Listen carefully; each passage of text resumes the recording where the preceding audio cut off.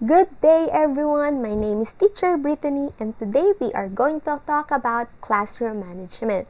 So let's get started. Classroom management. Effective teaching and learning cannot take place in a poorly managed classroom.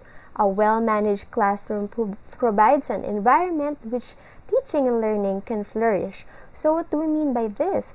A well-managed classroom does not come out of nowhere. It takes a good deal of effort and time to create that conducive climate. The person who is responsible for this kind of classroom is none other than teachers. So, as future educators, we need to take note of this. So, in classroom management, there are actually 5 chapters. So, the first one is Guiding Principles in Classroom Management. The second one is Management of Time. The third one is Discipline. The fourth one is Managing Physical Environment. And the fifth one is Establishing Classroom Routine. So, there are 3 goals for today. So, the first one is discuss the roles of a teacher in classroom. The second one is explain the different principles of classroom management. The third one is identify the principles observed in the classroom by the teacher in a video presentation. So, we are all gonna watch this short video presentation. So, today we're actually gonna talk about chapter 1, which is Guiding Principles in Classroom Management. So, we have a quote here. Classroom management is not teaching. It is a necessary condition to teaching. So what do we mean by this?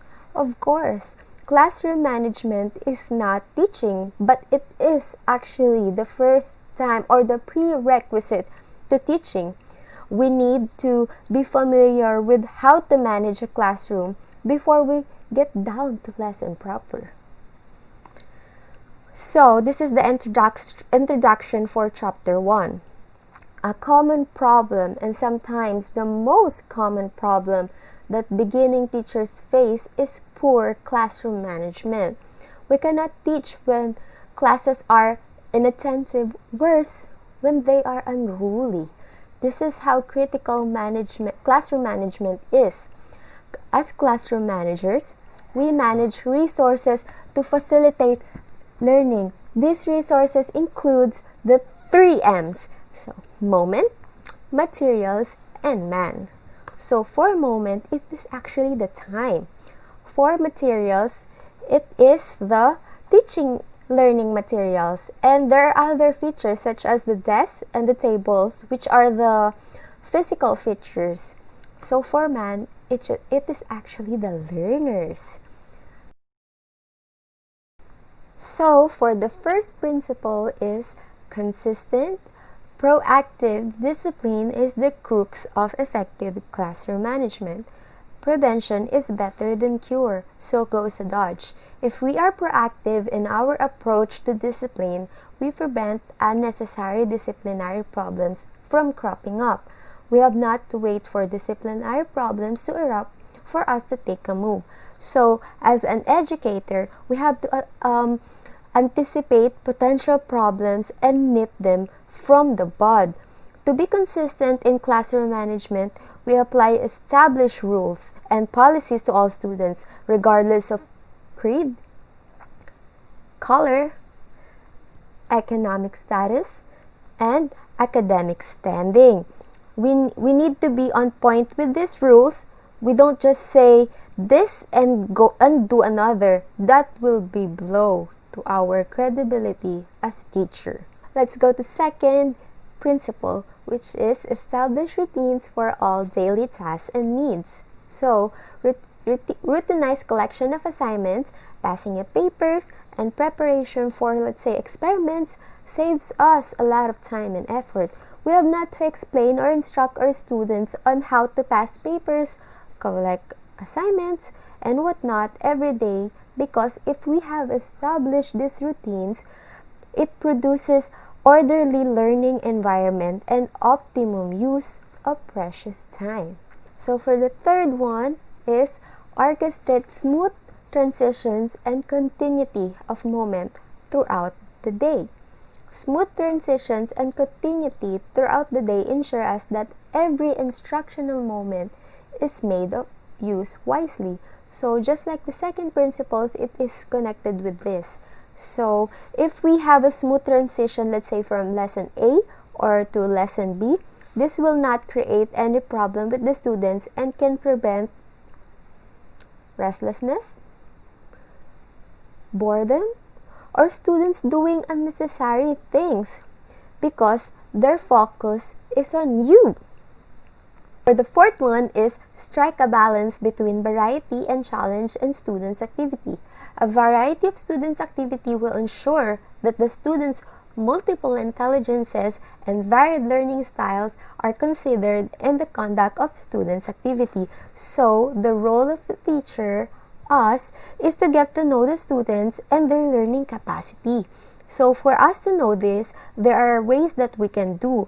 We can provide different activities, and with that, we can observe who excels in this certain activities. So, we cannot just focus on one technique and one kind of activity because students do not learn the same. We must consider the fact that the student has varied learning capability.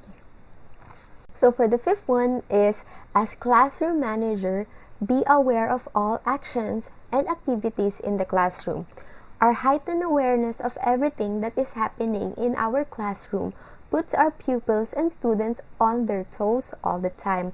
So let's say we are writing something on the board, right? So we should have eyes on our backs, but not literally though. We should always make our students feel that we know what they're doing, and we should be aware of what is happening inside the classroom. So, do you get it, class? So, for the sixth one is resolve minor inattention and disruption before they become major disruption. We have not to wait until our class is out of control. This demeanor has a ripple effect if not checked early. So what do we mean by ripple effect? It means continuing and spreading results from one event. So that means it will continue over and over again. So we have to address this issue immediately to stop this ripple effect, which can cause future problem inside the classroom. So we have here an example on how to resolve a conflict. So stop, take a breath, talk and listen to the other person, think of ways to solve the problem all together. So you as a teacher and them as a students. So choose an idea you both like. So for example, there's a problem between two students. You have to, as a teacher, take a breath, talk and listen to both of them, think of ways to solve the problem all together so it will not affect all the students in the classroom, and choose an idea that they both like to resolve the conflict. So for the seventh one is reinforce positive behavior. So be generous with genuine praise. So there are some teachers who are quite stingy with praise. They think that they will become less when they praise their students, or what we call subtraction mentality, while some other teachers are over generous with the praise, which is also inappropriate.